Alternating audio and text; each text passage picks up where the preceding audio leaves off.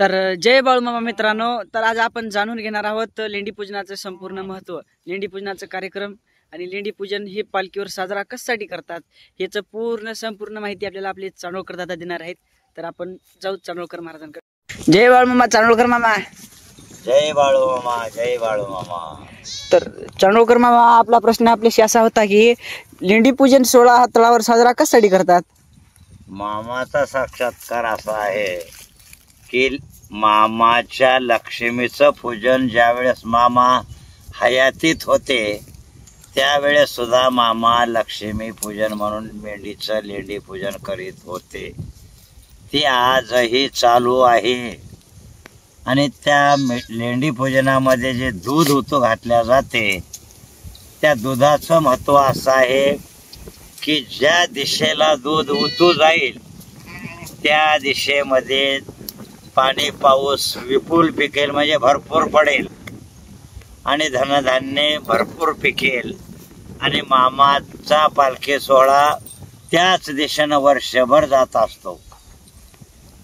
असं त्या लेंडी पूजनाचं महत्त्व आहे.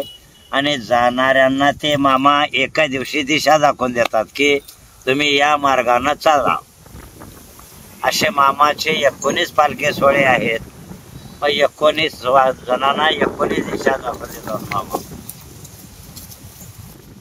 चांडोळकर मामा, तुम्ही आता एवढं काय पब्लिकला कळणार नाही, तुम्ही एका शब्दात आणि एका वाक्यात सांगा बरं याचं मूळ कारण. मामाची ताकद जर म्हणलं एकाच गोष्टीत जर सांगायचं असेल तर मामात एवढं सामर्थ्य आहे. आरती झाल्यानंतर एक गीतेमधला श्लोक म्हणल्या जाते, मुकम करोति वाचालम पंगु लंघयते गिरिम.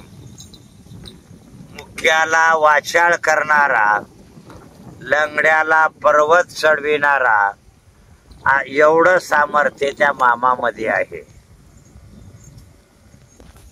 एवढं सामर्थ्य सांगायचं म्हणजे एका गोष्टीमध्ये कळून आलं तुम्हाला. मुख्याला वाचाळ करतो, लंगड्याला पर्वत चढवितो, आंधळ्याला दृष्टी देतो, असे अनेक चमत्कार मामाचे सांगता येतात.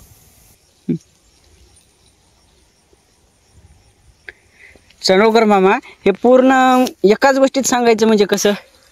एका गोष्टी सांगायचं म्हणजे जे मामाचे जे बग्गे आहेत 18-19 त्या सर्व कारभाराला मामा दिशा देतात की तुम्ही या दिशेनं जा, हे बघा या दिशेनं जा, अमका बघा त्या दिशेनं जा.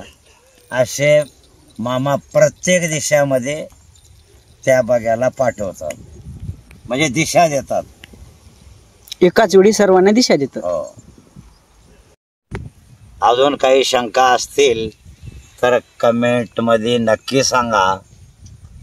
आमचा जो चॅनल आहे बाळू मामाचा सेवक पालखी क्रमांक 12 यावर शेअर करा.